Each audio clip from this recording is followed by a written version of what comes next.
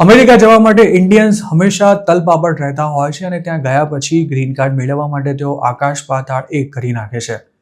એકવાર green card મળે પછી લોકો સિટીઝનશિપ મેળવવા માટે પણ કવાયત શરૂ કરી દેતા હોય છે. ઇન્ડિયન્સને બસ ગમે તેમ કરીને અમેરિકામાં રહેવાની સાથે ડોલરમાં કમાણી કરવી હોય છે. જો કે હાલમાં અમેરિકામાં ઇમિગ્રન્ટ સામે જે તવાઈ બોલાવાઈ રહી છે અને ગ્રીન કાર્ડ હોલ્ડર્સ પણ સલામત નથી, ત્યારે યુએસમાં રહેતા વિદેશીઓ અને તેમાં ખાસ કરીને ઇન્ડિયન્સ ઇમિગ્રેશન લોયર્સને ફોન લગાવવા લાગ્યા છે. જોકે એક તરફ ઇન્ડિયન્સ યુએસમાં રહેવા હવાતિયા મારી રહ્યા છે, ત્યારે અમેરિકન સિટીઝનશિપ છોડીને ઇન્ડિયા આવી ગયેલી એક યુવતી હાલના સમયમાં ઘણી ચર્ચામાં આવી છે. આ યુવતી જે કારણથી ઇન્ડિયા પાછા આવી છે તે લોકોને ઘણું સ્પર્શી ગયું છે.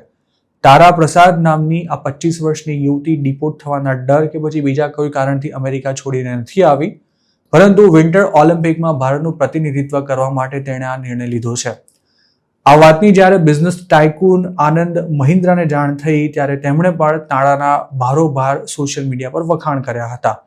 અમેરિકા છોડીને ઇન્ડિયા આવી ગયેલી તારા પ્રસાદ આઈસ સ્કેટિંગ ક્વીન તરીકે પણ ઓળખાય છે. તારાએ વિન્ટર ઓલિમ્પિકમાં ભારતનું પ્રતિનિધિત્વ કરવા માટે અમેરિકાની સિટીઝનશિપ છોડી દીધી હતી. આનંદ મહિન્દ્રાએ તારાના વખાણ કરતા એક પોસ્ટમાં લખ્યું હતું કે તેમને તારા વિશે અત્યાર સુધી કોઈ માહિતી જ નહોતી અને એક મિત્રએ તેમને તારાની વિડીયો ક્લિપ મોકલી આપી ત્યારે તેમને આ યુવતી વિશે જાણ થઈ હતી. પોતાની પોસ્ટમાં તેમણે આગળ જણાવ્યું હતું કે તારાએ 2019માં યુએસની સિટીઝનશિપ છોડી દીધી હતી અને તે કાયમ માટે ઇન્ડિયા આવી ગઈ હતી અને ત્યારથી તે 3 વાર આપણી નેશનલ સ્કેટિંગ ચેમ્પિયન રહી ચૂકી છે. તેમણે તારાને શુભેચ્છા પાઠવતા આશા વ્યક્ત કરી હતી કે આગામી વિન્ટર ઓલિમ્પિકમાં તે ભારતને ગૌરવ અપાવશે. આનંદ મહિન્દ્રાએ એવી પણ આશા વ્યક્ત કરી હતી કે તારા એ એથ્લીટ્સમાં સામેલ હશે કે જે વિન્ટર ઓલિમ્પિકમાં ભારતની હાજરીની નોંધ લેવડાવશે. તેમણે કહ્યું હતું કે હું જાણું છું કે તમે ગત વિન્ટર ઓલિમ્પિકમાં સ્થાન મેળવવામાં થોડા માટે ચૂકી ગયા હતા, પરંતુ તમારી નજર 2026ની ગેમ્સ પર છે. 25 વર્ષની તારા પ્રસાદ ભારતીય અમેરિકન ફિગર સ્કેટર છે. તેણે 7 વર્ષની ઉંમરથી ફિગર સ્કેટિંગ શીખવાનું શરૂ કર્યું હતું. પહેલા તે યુએસમાં લોકલ કોમ્પિટિશન્સમાં ભાગ લેતી હતી અને 2016 સુધીમાં તે જુવેનાઇલથી નોવિસ લેવલ સુધી પહોંચી હતી. તે પછી 2020થી તેણે ઇન્ટરનેશનલ પ્લેટફોર્મ પર ભારતનું પ્રતિનિધિત્વ કરવાનું શરૂ કર્યું હતું.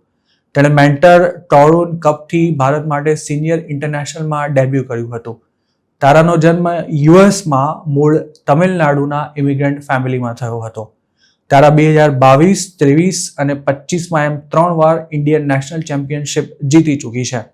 તેણે 2024માં રેક્ઝાવિક ઇન્ટરનેશનલ અને 2024માં જ સ્કેટ સ્લેજે ગેમ્સમાં સિલ્વર મેડલ જીત્યા હતા.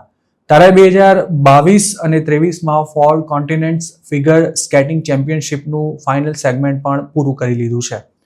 આ ચેમ્પિયનશિપ્સ નોન યુરોપિયન એથ્લેટ્સ માટે મોટી વાર્ષિક ઇવેન્ટ મનાય છે. વર્ષ 2025માં સિયોલમાં યોજાયેલી ફોર કોન્ટિનેન્ટ્સ ફિગર સ્કેટિંગ ચેમ્પિયનશિપમાં તારા 16મા નંબરે રહી હતી. એક તરફ તારા જેવા લોકો પોતાના દેશને ગૌરવ અપાવવા માટે અમેરિકા જેવી કન્ટ્રીની સિટીઝનશિપ છોડીને ઇન્ડિયા પાછા આવી રહ્યા છે, તો બીજી તરફ ઇન્ડિયાની સિટીઝનશિપ છોડનારા લોકોનો આંકડો વર્ષે દર વર્ષે વધી રહ્યો છે. રાજ્યસભામાં ઓગસ્ટ 2024માં સરકારે જાહેર કરેલા આંકડા મુજબ વર્ષ 2023માં 2,16,000થી પણ વધુ ઇન્ડિયન્સે તેમની નાગરિકતા છોડી દીધી હતી અને તેઓ વિદેશમાં સેટલ થઈ ગયા હતા. 2011થી 2022ના ગાળામાં દર વર્ષે એવરેજ 1.38 લાખ ઇન્ડિયન્સ વિદેશમાં સેટલ થઈ રહ્યા હતા, જ્યારે 2022માં આ આંકડો 2.25 લાખ નોંધાયો હતો.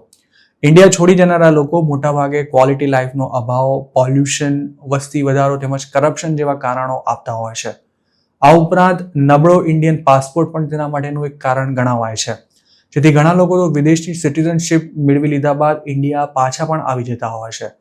દર વર્ષે જેટલા પણ ઇન્ડિયન્સ વિદેશની સિટીઝનશિપ લે છે તેમાં યુએસ, યુકે, કેનેડા અને ઓસ્ટ્રેલિયા ટોપ પર આવે છે. આ સિવાય હવે યુએઈ પણ ઇન્ડિયન્સ માટે સેટલ થવાનું એક આકર્ષક ઓપ્શન બની રહ્યું છે.